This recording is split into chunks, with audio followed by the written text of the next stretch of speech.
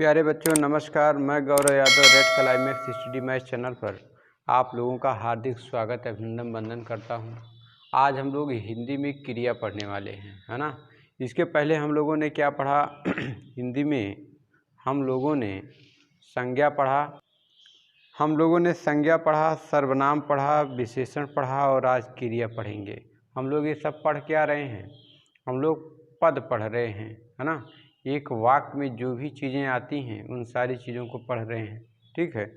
हम लोगों ने पढ़ा कि कर्ता के रूप में संज्ञा या सर्वनाम आता है। इसके बाद कर्ता की जो विशेषता बताई जाती है, ठीक है। इसके बाद हम लोग आज क्रिया पढ़ेंगे, ठीक है, बेहतर तरीके से। चलिए एक बार फटाफट आपको रिवाइज कराता हूँ। संज्ञा पढ़ा, संज्ञा का मतलब किसी वस्तु व्यक्ति स्थान के नाम को संज्ञा। संज्ञा कितने प्रकार की होती है? 5 प्रकार की। चलिए मेरे साथ रिवाइज करिए। व्यक्तिवाचक, जातिवाचक, ठीक है, समूहवाचक, पदार्थ या द्रव्यवाचक और भाववाचक। क्रिया संज्ञा कितने प्रकार की होती है? 5 प्रकार की, है ना। और इसके बाद अगर हम लोग बात करें सर्वनाम की, तो सर्वनाम कितने प्रकार का होता है? 6 प्रकार का, ठीक है। सर्वनाम क्या होता है? संज्ञा के स्थान पर प्रयुक्त होने वाले शब्द सर्वनाम कहलाते हैं। जैसे सर्वनाम 6 प्रकार का होता है। जैसे आप कह सकते हैं हम, तुम, है ना। 11 प्रकार सर्वनाम आपको बताया हूँ। अब सर्वनाम के अगर प्रकार बताए जाएँ, सर्वनाम मुख्यतः 6 प्रकार का होता है। जैसे पहला पुरुषवाचक सर्वनाम 3 प्रकार का आपको बताया था। पुरुषवाचक कौन कौन सा? डिवाइज करिए। उत्तम पुरुष, मध्यम पुरुष और अन्य पुरुष। उत्तम पुरुष का मतलब मैं और हम, और मध्यम पुरुष का मतलब तुम, और अन्य पुरुष का मतलब यह, वह, ये, वह, है ना, आदि। इस तरीके से दूसरा हम लोगों ने पढ़ा था इसमें सर्वनाम में, पहला पुरुषवाचक पढ़ा, दूसरा हम लोगों ने निश्चितवाचक पढ़ा, निश्चयवाचक, दूसरा अनिश्चयवाचक, है ना। और तीसरा निजवाचक, और चौथा हम लोगों ने पढ़ा संबंधवाचक, और छठवां पढ़ा था प्रश्नवाचक, ठीक।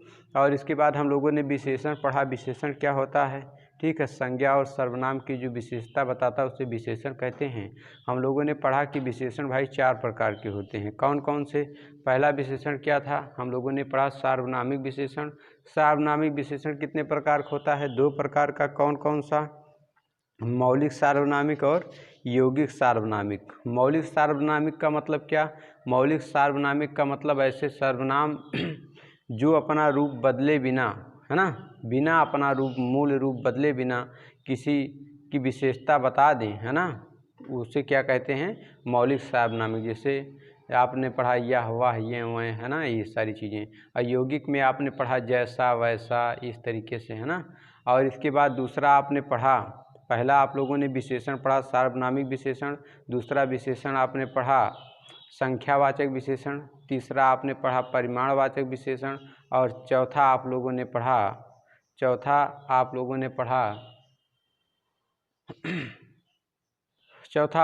गुणवाचक पढ़ा, ठीक है। फिर से रिवाइज करिए। पहला आप लोगों ने पढ़ा क्या? सार्वनामिक विशेषण, 2 प्रकार का, मौलिक और यौगिक। इसके बाद आपने गुणवाचक पढ़ा, और इसके बाद संख्यावाचक, और इसके बाद परिमाणवाचक। आज हम लोग क्रिया पढ़ते हैं। अब क्रिया किसे कहते हैं? आप लोग जानते हैं, क्रिया मतलब कार्य का करना, है ना। जिन शब्द में किसी कार्य का करना या होना पाया जाए उसे क्रिया कहते हैं, ठीक है। जैसे उठना, बैठना, पढ़ना, लिखना, है ना, तैरना, दौड़ना, जो भी हैं ये हो गया सब क्रिया, ठीक है। चलिए अब डिटेल में पढ़ते हैं। आज के क्लास की शुरुआत मैंने पहले कर दिया। विचार था कामयाबी एक दिन में नहीं मिलती। कामयाबी एक दिन में नहीं मिलती है, परंतु एक दिन ज़रूर मिलती है। कहने का मतलब आपको क्या है ना, अपनी मेहनत पर भरोसा होना चाहिए, ठीक है। उसके इस दुनिया में सबसे बड़ा उल्लू वही है जिसको अपनी मेहनत पर भरोसा नहीं है। लोग अपने तकदीर पर भरोसा करते हैं, नहीं, अपनी मेहनत पर भरोसा करना चाहिए हम लोगों को, ठीक है।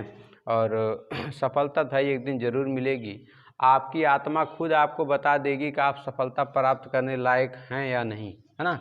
क्यों? जब आप लगन से, सच्ची ईमानदारी लगन से मेहनत करेंगे, सफलता भाई ज़रूर मिलेगी। या सफलता ना भी मिलेगी, सफलता का मतलब कोई ज़रूरी नहीं है सरकारी नौकरी ही बहुत बड़ी सफलता है, नहीं, है ना। आपके पास गुण रहेगा, ज्ञान आपके पास रहेगा, क्वालिटी प्यारे बच्चों कहीं बेकार नहीं होती है, कभी भी बेकार नहीं होती है, ठीक है। हीरा कितनी भी गंदगी में गिर जाए चमकता रहता है। आप जहाँ भी रहेंगे खुश रहेंगे, मेहनती रहेंगे, ईमानदारी से काम करेंगे, आपके अंदर ज्ञान रहेगा तो ज्ञान गुरु के द्वारा दिया गया ऐसा अनमोल रतन है, गुरु जी के द्वारा ज्ञान दिया गया ऐसा अनमोल रतन है जिसको ना तो कोई कभी चुरा सकता है और ना ही कभी कोई इसको मिटा सकता है। ठीक है, तो ज्ञान हम लोगों को बहुत ही स्नेह के साथ लेना चाहिए। एक चीज़ ज़रूर हम लोगों को रखनी चाहिए, जिस भी टीचर से, जिस भी गुरु से हम लोगों को समझ में आ जाए, उसकी प्रतिमा, उसकी छवि हम लोगों को अपने अंतरात्मा में ज़रूर बसा कर रखनी चाहिए कि हमारे गुरु जी हैं। ठीक है, और उनके प्रति सम्मान का भाव प्यारे बच्चों ज़रूर रखना चाहिए। टीचर अपना सब कुछ निछावर करता है अपने बच्चों के लिए ही तो, है ना। और अगर कहा जाए माता पिता के बाद तीसरा गुरु ही होता है। ठीक है, जो कि अपने बच्चों से एक प्रकार से निस्वार्थ नहीं कुछ स्वार्थ ही होता है, लेकिन फिर भी तीसरा गुरु ही होता है जो अपने सच्चे मन से, दिल से चाहता है कि हमारा बच्चा सफल हो जाए। ठीक है, चलिए आज हम लोग अब क्रिया की शुरुआत करते हैं। कह रहा है, ये पार्ट नंबर 1 होगा। कह रहा है, जिस शब्द में किसी कार्य का करना या होना पाया जाए उसे क्रिया कहते हैं। जैसे खाना, पीना, सोना, पढ़ना, दौड़ना, है ना, खेलना, बात करना, etc। ठीक है, बहुत सारी चीज़ें हैं। अब हम लोगों ने एक वाक्य मैंने लिखा हुआ है, इसमें मैं आपको बहुत सारी चीज़ें पढ़ाऊंगा और इसमें मैं आपको जितने चैप्टर्स अभी तक हिंदी में पढ़ा चुका हूँ सब रिवाइज भी करा दूंगा। जैसे हमने लिखा, काला घोड़ा हरी घास खाता है, तो इसमें घोड़ा क्या हुआ प्यारे बच्चों? संज्ञा हुआ। संज्ञा को और क्या कह सकते हैं? विशेष कह सकते हैं। विशेष का मतलब क्या? जिसकी विशेषता बताई जाए, है ना। और जिस चीज़ की विशेषता बताई जाए उसे विशेष कहते हैं। अच्छा भैया, जो विशेषता बताता है उसे क्या कहते हैं? उसको विशेषण कहते हैं। क्या कहते हैं? विशेषण कहते हैं। विशेषण कितने प्रकार का? 4 प्रकार का। सार्वनामिक विशेषण होता है, ठीक है, गुणवाचक विशेषण होता है और संख्यावाचक और परिमाणवाचक। बिल्कुल रटिए।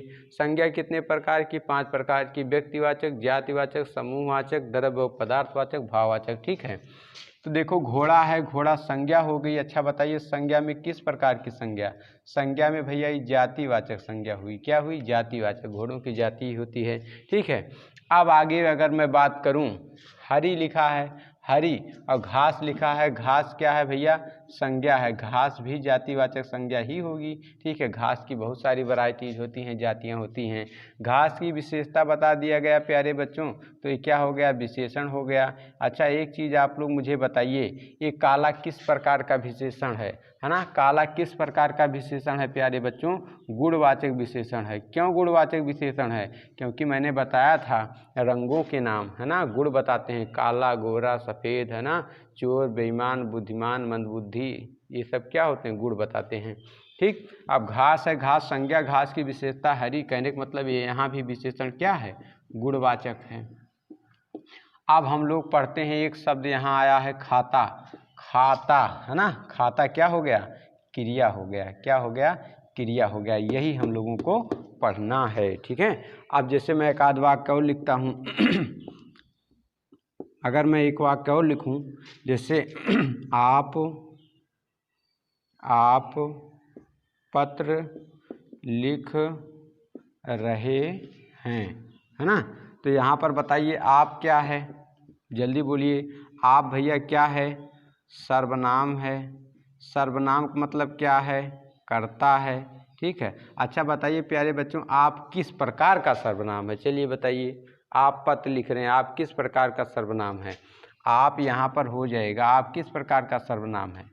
आप मतलब तुम, है ना, तुम का मतलब ये हो जाएगा भैया पुरुषवाचक। क्या हो जाएगा? पुरुषवाचक सर्वनाम है। पुरुषवाचक सर्वनाम है। पुरुषवाचक। अब पुरुषवाचक में पूछा जाए कौन सा, तो पुरुषवाचक में मध्यम पुरुष, है ना। मध्यम पुरुष में आप आता है। मध्यम पुरुष में कौन कौन सी चीज़ें आती हैं? तू आता है, तुम आता है और आप आता है। अच्छा, मध्यम पुरुष का मतलब क्या?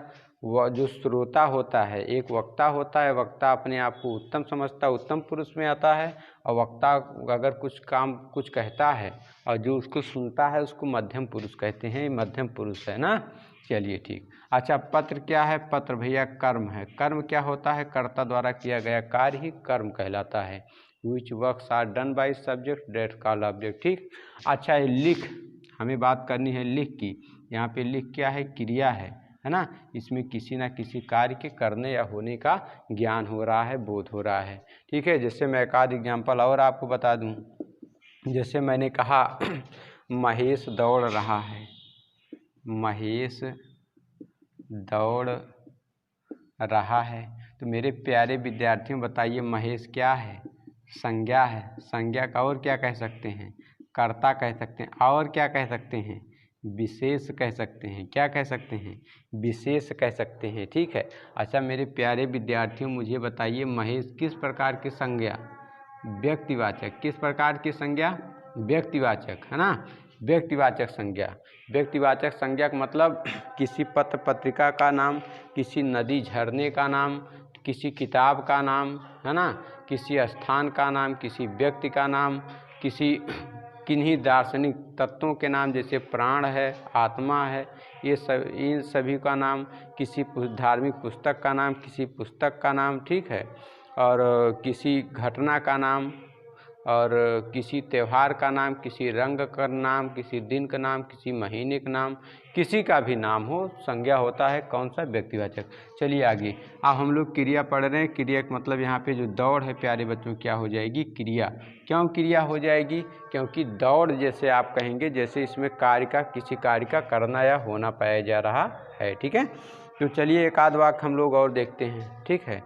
अब हम लोगों ने तो सीख ही लिया कि क्रिया क्या होती है, क्रिया की परिभाषा हम लोगों ने जान लिया कि क्रिया की परिभाषा क्या होती है। अब क्रिया प्यारे बच्चों बनती कैसे है, क्रिया बनती कहाँ कैसे है, क्रिया आई कहाँ से, उसको हम लोग सीखेंगे। ठीक है। चलिए अब हम लोग सीखेंगे क्रिया बनती कैसे है। चलो देखते हैं। धातु हम लोग पढ़ रहे हैं, क्रिया हम लोगों ने सीख लिया क्रिया किस प्रकार से दिखती है। अब हम लोग ये सीखेंगे क्रिया आई कहाँ से। तो क्रिया का निर्माण प्यारे बच्चों धातु से होता है। ठीक है। धातु मतलब क्या, क्रिया के मूल रूप जिसको मूलांश कहा जाता है, मूलांश को आप लोग और कह सकते हैं शब्द योनि, शब्द योनि कह सकते हैं। ठीक है, को धातु कहते हैं। क्रिया के मूल रूप या मूलांश या शब्द योनि को ही धातु कहा जाता है। शब्द योनि का मतलब हुआ जहाँ से क्रिया उत्पन्न होती है। कह रहा है धातु से ही क्रिया पद का निर्माण होता है। यहाँ पर प्यारे बच्चों एक शब्द आया है पद। ये पद क्या होता है, जैसे मैंने लिख दिया, मैंने लिखा राम। राम क्या है, एक शब्द है। ठीक है। लेकिन अभी मैंने लिखा राम क्रिकेट खेलता है, राम क्रिकेट खेलता है। ठीक है, खेलता है। ठीक। अब जैसे मैंने लिख दिया राम क्रिकेट खेलता है, मैंने राम कहा तो आपको डाउट था, लेकिन मैंने कह दिया राम क्रिकेट खेलता है, आपका डाउट खत्म हो गया। अब इस शब्द नहीं रहा, अब एक पद हो गया। क्या हो गया भैया, पद हो गया। क्या हो गया, पद हो गया, है ना। क्या हो गया, पद। आप यहाँ से परिभाषा पद की लिख सकते हैं। क्या लिख सकते हैं, जब शब्द एक वाक्य में परिवर्तित हो जाए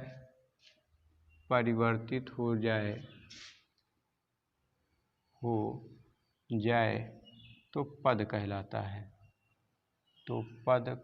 है, ठीक है।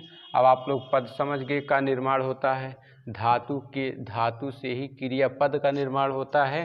कह रहा है इसलिए क्रिया के सभी रूपों में धातु उपस्थित होती है। चलो इसको हम लोग देखते हैं कैसे जो है क्रिया के सभी रूपों में धातु उपस्थित होती है। ठीक है। जैसे मैं आप कुछ क्रियाएं लिख रहा हूँ, जैसे मैंने एक क्रिया लिखा चलना, है ना। चल मैंने एक क्रिया लिखा चल से मैंने बना दिया चलना, और इससे मैंने बना दिया, और चल से मैंने बना दिया चलाना, और चल से ही मैंने बना दिया चलवाना। ठीक है। आप लोग जानते हैं एक क्रिया होती है लिख। क्या होती है, लिख। और लिख से भी मैं कई चीज़ बना सकता हूँ, जैसे लिखना, प्रत्यय जोड़ दिया, लिखना हो गया, लिखाना हो गया, और लिखवाना हो गया। ठीक है। जैसे आप लोग जानते हैं एक क्रिया होती है पढ़। पढ़ एक क्रिया होती है और पढ़ से पढ़ना, पढ़ाना और इसके बाद पढ़वाना।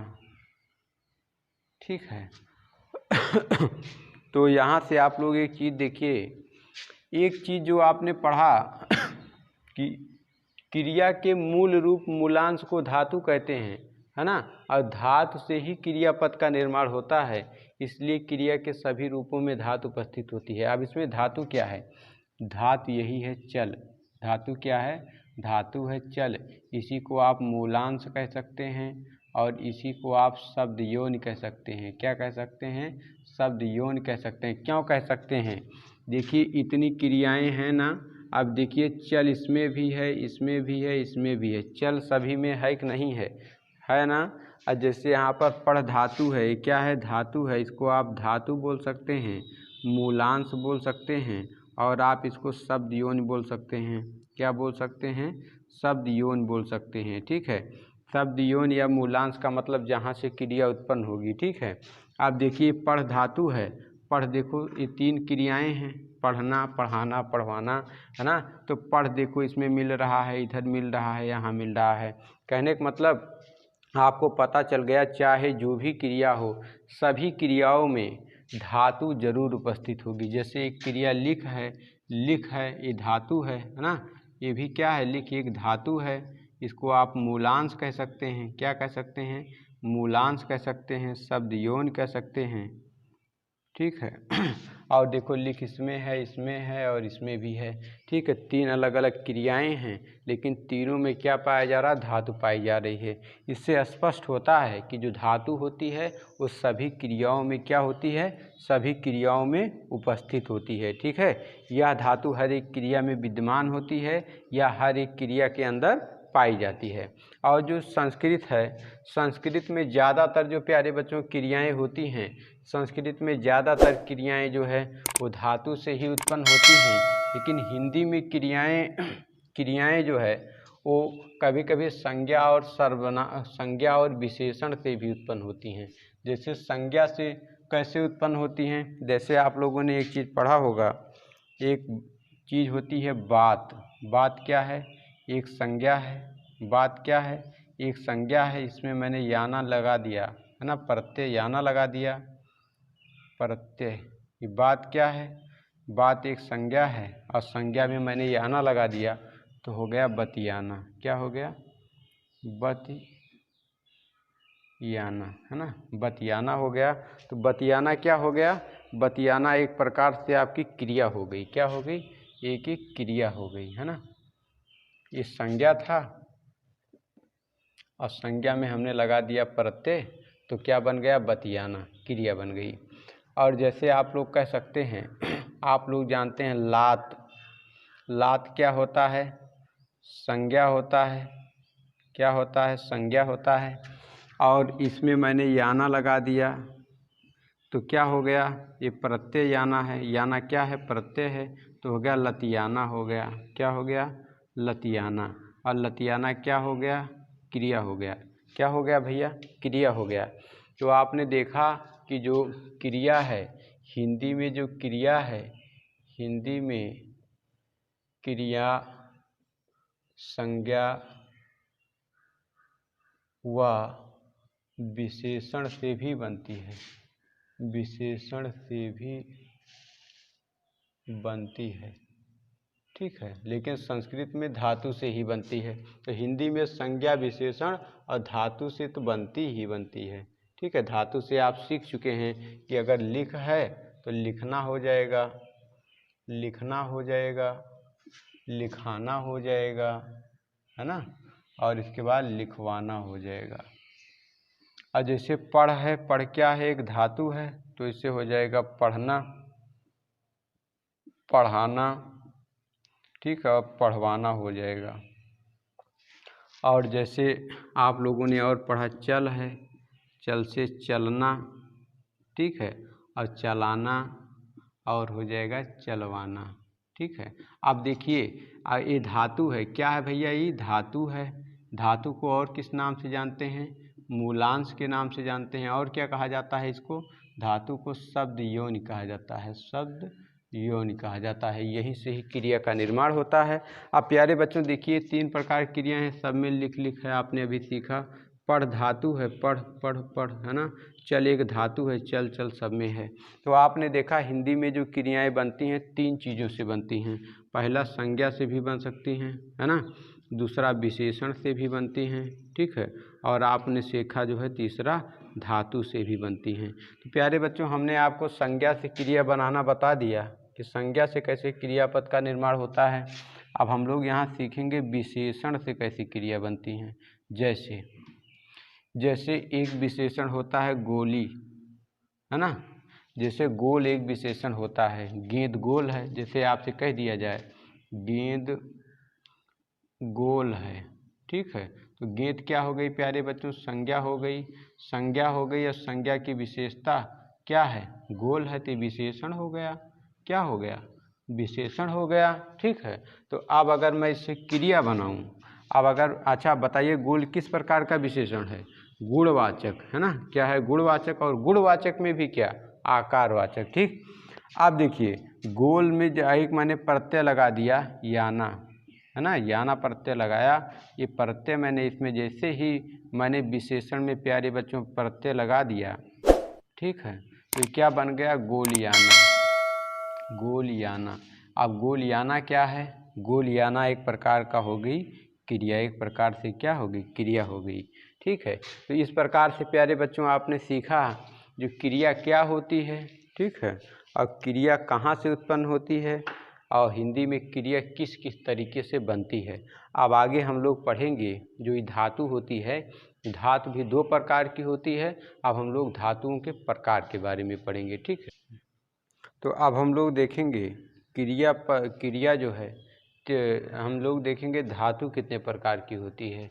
तो भैया धातु के बारे में अगर हम लोग पढ़ें, धातु का मतलब मूलांश, ठीक है, और मूलांश का मतलब भैया शब्द योनि, शब्द योनि। अब इसको अगर पूछा जाए कि कितने प्रकार का होगा, तो देखिएगा भैया ये 3 प्रकार का होगा। पहला क्या होगा, पहला होगा भैया मूल धातु, मूल धातु। और दूसरा होता है, पहला हो गया मूल धातु, और इसमें दूसरा होता है यौगिक धातु, यौगिक धातु। और जो तीसरा आपका होगा, तीसरा जो आपका होगा नाम धातु, है ना। क्या होगा, नाम धातु होगा, नाम धातु, ठीक। अभी मूल धातु क्या है, मूल धातु में आप लोग लिख सकते हैं यह स्वतंत्र होती है, यह स्वतंत्र होती है, ठीक है, यह स्वतंत्र होती है। जैसे आप लोग कह सकते हैं चल, खा, पी, सो, है ना, खा पी सो। और जैसे आप कह सकते हैं हंस, है ना, रो, ठीक है। ये सब क्या हो गया, ये आपका हो गया मूल धातु, ये अपने आप में स्वतंत्र है। यौगिक धातु का मतलब क्या होता है, जब क्रिया में कोई प्रत्यय लगा हो, कोई प्रत्यय लगा हो तो उसे यौगिक धातु कहते हैं। क्या कहते हैं भैया, यौगिक धातु कहते हैं।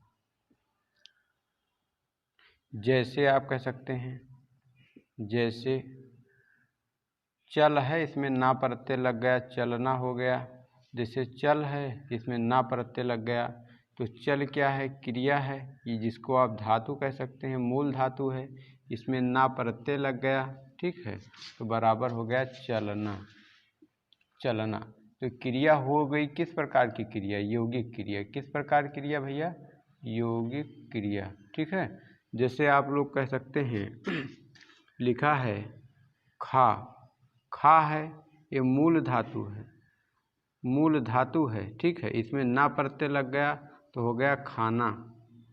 खाना क्या हुआ, खाना, ये प्रत्यय लगा जैसे इसमें, तो ये हुआ आपका खाना, हो गया यौगिक धातु, यौगिक धातु। क्यों यौगिक धातु हो गया, क्योंकि इसमें भैया प्रत्यय जुड़ गया है ना, और इस प्रकार से आप लोग इसको कह सकते हैं यौगिक धातु, ठीक है। तो यौगिक धातु में क्या होता है, कोई ना कोई प्रत्यय लगा होता है। जैसे हंस है, हंस क्या है, अपने आप में एक मूल शब्द है, क्या है, अपने आप में मूल है ना, मूल धातु है। अब इसमें ना लग गया, प्रत्यय लग गया एक, ना प्रत्यय, तो हो गया भैया हंसना। क्या हो गया, हंसना। और हंसना क्या हो गई, यौगिक क्रिया हो गई। क्या हो गई, यौगिक क्रिया हो गई। अब आप लोगों को समझ में आ गया। अच्छा, ये नाम धातु क्या होता है, नाम धातु का मतलब ये हुआ, नाम धातु में आप लोग लिख सकते हैं संज्ञा या विशेषण से, संज्ञा या विशेषण से निर्मित क्रियाओं को नाम धातु कहते हैं, नाम धातु क्रिया कहते हैं। जैसे नाम धातु में आप लोगों ने पढ़ा, एक चीज़ होता है गाली। गाली क्या है, गाली एक भैया संज्ञा है। क्या है, एक संज्ञा है। इसमें मैंने एक प्रत्यय लगा दिया याना। क्या लगा दिया, एक प्रत्यय लगा दिया याना, तो क्या हो गया, गलियाना हो गया, है ना, गलियाना। और गलियाना क्या हो गया, एक प्रकार की क्रिया हो गई। क्या हो गई, एक प्रकार की क्रिया। पूछा जाए किस प्रकार की धातु बनी, है ना, तो नाम धातु क्रिया। क्रिया तो हुई किस प्रकार की क्रिया, नाम धातु, नाम धातु क्रिया हो गई। ठीक है। और जैसे आप और कुछ एग्जाम्पल देख सकते हैं, जैसे लिखा है लाठी। आप लोग जानते हैं लाठी एक प्रकार की क्या है, संज्ञा है। और इसमें मैंने एक क्या किया, प्रत्यय लगा दिया याना, तो हो गया लठियाना। एक मैंने क्या लगाया, प्रत्यय लगा दिया, तो हो गया लठियाना हो गया। क्या हो गया, लठियाना। और लठियाना क्या है, लठियाना एक क्रिया है। अब पूछे किस प्रकार की क्रिया, तो बोलेंगे नाम धातु क्रिया, है ना, नाम धातु क्रिया। अब हम लोग कुछ अगर विशेषण का एग्जाम्पल देखें कि विशेषण से किस प्रकार से क्रिया बनती है। जैसे आप कह सकते हैं रोगी। रोगी एक विशेषण होता है, इसमें मैंने याना लगा दिया। ठीक है, रोगी क्या है, एक विशेषण है भैया, विशेषण है। और इसमें मैंने एक प्रत्यय लगा दिया, तो ये क्या हो गया, रोगियाना, रोगियाना, है ना। और रोगियाना क्या हुआ, नाम धातु क्रिया हो गई, नाम धातु क्रिया। ठीक है, वह ठीक है। अब जैसे इस प्रकार से आप लोगों ने समझा, और यहाँ पर आप लोगों ने देखा कि जो होता है, आप लोगों ने देखा कि धातु जो मूलांश जिसे कहते हैं, जिसे शब्द योनि कहते हैं, वो होती है 3 प्रकार की। पहली होती है मूल धातु, है ना, दूसरा उसका होता है यौगिक धातु, तीसरी होती है नाम धातु क्रिया, है ना। तो यौगिक मूल धातु का मतलब यह अपने आप में स्वतंत्र होती है। ठीक है। और यौगिक धातु मतलब जब मूल धातु में, जब मूलांश में, है ना, जब धातु में कोई प्रत्यय लग जाए, तो वहाँ पर कोई प्रत्यय लग के क्रिया बने, है ना, किसी क्रिया का निर्माण हो, तो यौगिक धातु कहलाता है। और नाम धातु का मतलब जब धातु में जब क्रिया किसी संज्ञा या विशेषण में किसी प्रत्यय को लगाने से बने, तो उसे क्या कहते हैं, नाम धातु। एक बार फिर से सुन लीजिए, बहुत इंपॉर्टेंट है। यहाँ प्यारे बच्चों बहुत क्वेश्चन बनता है, इसी में बच्चे कन्फ्यूज हो जाते हैं, है ना। एक नाम बोधक क्रिया होती है और एक नाम धातु क्रिया होती है, दोनों डिफरेंस होता है, अभी मैं आगे बताऊँगा। तो यहाँ समझ लीजिए, सबसे पहले आपने पढ़ा क्रिया, एक बार रिवाइज करा देता हूँ फिर आगे पढ़ाता हूँ। क्रिया किसी वस्तु जिन शब्दों में किसी कार्य का करना या होना पाया जाता है उसे क्रिया में आप लोगों ने पढ़ा कि क्रिया किस प्रकार से बनती है। क्रिया जो है धातुओं से बन सकती है, संज्ञा से बन सकती है, विशेषण से हिंदी में बन सकती है। लेकिन संस्कृत में जो क्रियाएं होती हैं 99% क्रियाएं धातुओं से बनती हैं। ठीक है। इसके बाद आपने पढ़ा धातु क्या होता है, धातु के बारे में पढ़ा, ये मूलांश होता है। ठीक है, इसे शब्द योनि कहा जाता है, इसी से ही क्रियापद का निर्माण होता है। पद किसे कहते हैं, कोई शब्द है जब उसका कोई वाक्य में पांडित हो जाए तो क्या कहलाता है, पद कहलाता है। आपने पढ़ा धातु, धातु भैया कितने प्रकार की, 3 प्रकार की, और 3 प्रकार में क्या, सबसे पहले मूल धातु, मूल धातु मतलब जिसमें कोई प्रत्यय ना लगा हो, अपने आप में स्वतंत्र हो, है ना, जैसे चल, खा, पी, रो, हंस, ये सब, है ना। यौगिक धातु जिसमें प्रत्यय लगा हो। तीसरा बोल आप लोगों ने पढ़ा नाम धातु क्रिया, है ना। नाम धातु मतलब ऐसी क्रियाएं जो संज्ञा और विशेषण से निर्मित हों, है ना, वो क्या होती है, नाम धातु। अब हम लोग आगे पढ़ेंगे और कॉन्सेप्ट। जो यौगिक क्रियाएं होती हैं प्यारे बच्चों, 2 प्रकार की होती हैं। यौगिक क्रियाएं जो होती हैं, यौगिक क्रिया, यौगिक क्रिया प्यारे बच्चों 2 प्रकार की होती है। कौन कौन सी? पहला होता है प्रथम प्रेरणार्थक, प्रथम प्रेरणार्थक क्रिया, प्रेरणार्थक क्रिया, और दूसरा होता है दूसरा का आप कह सकते हैं द्वितीय प्रेरणार्थक क्रिया, ठीक है, द्वितीय प्रेरणार्थक क्रिया, ठीक है। प्रथम प्रेरणार्थक मतलब जब कोई किसी, आप सीधा सीधा समझिए, जब भी किसी धातु में, किसी धातु में आना प्रत्यय लगा हो, आना प्रत्यय लगा हो तो वहाँ पर प्रथम प्रेरणार्थक क्रिया होती है, क्रिया होती है। और इसमें आप कह सकते हैं जब किसी धातु में वाना प्रत्यय लगा हो, वाना प्रत्यय लगा हो तो वहाँ पर द्वितीय प्रेरणार्थक क्रिया होती है। आप खूब ध्यान से एग्जाम्पल देखिए। जैसे प्यारे बच्चों मैं कहूँ, जैसे मैं आपसे कह सकता हूँ उठ, उठ क्या हुई प्यारे बच्चों, मूल धातु हुई, या ये क्या है, धातु है, इसमें मैंने आना लगा दिया, है ना, वो क्या हो गया, उठाना, क्या हो गया, उठाना। तो ये उठाना क्या, इसमें मैंने लगाया प्रत्यय, ये प्रत्यय हो गया। उठाना क्या है, प्रथम प्रेरणार्थक, प्रथम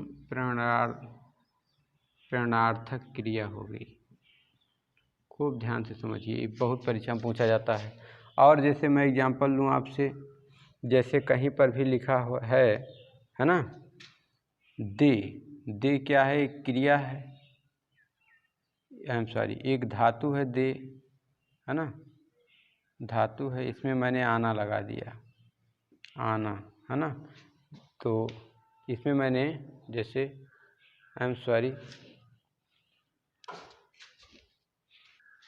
तो जैसे दे में आना लग गया, ठीक है, तो ये क्या हो जाएगा भैया, प्रत्यय हो गया, तो बराबर हो जाएगा दिलाना, दिलाना क्या हो जाएगा, प्रथम प्रेरणार्थक क्रिया हो जाएगी। या प्यारे बच्चों जैसे मैं कहूँ, तीसरा मैं कह सकता हूँ जैसे है लिख, लिख क्या है, अपने आप में धातु है, स्वतंत्र है, इसमें मैंने प्रत्यय लगा दिया आना, क्या लगाया, प्रत्यय लगाया, तो क्या हो गया, लिखाना, लिखाना क्या हो गया, प्रथम प्रेरणार्थक क्रिया हो गई, प्रथम प्रेरणार्थक क्रिया हो गई। या जैसे मैं आपसे कहूँ पढ़, पढ़ क्या है, अपने आप में मूल धातु है, क्या है, मूल धातु है, इसमें मैंने प्रत्यय लगा दिया आना, जैसे मैंने आना प्रत्यय लगाया, जैसे मैंने इसमें आना प्रत्यय लगाया, हो गया पढ़ाना, पढ़ाना क्या हो गया, प्रथम प्रेरणार्थक क्रिया हो गई। समझ में आ रहा है ना।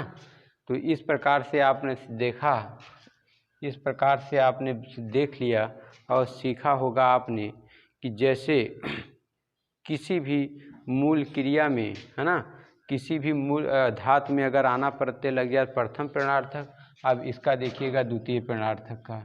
इसका पहला एग्जाम्पल, जैसे मैं कहूँ लिखा है उठ, इसमें वाना लगा दो, तो क्या हो जाएगा, उठवाना, तो उठ क्या है भैया, धातु है, मूल धातु है, स्वतंत्र है, इसमें मैंने प्रत्यय लगा दिया वाना, तो बन गया उठवाना। ये क्या है, द्वितीय प्रेरणार्थक है, द्वितीय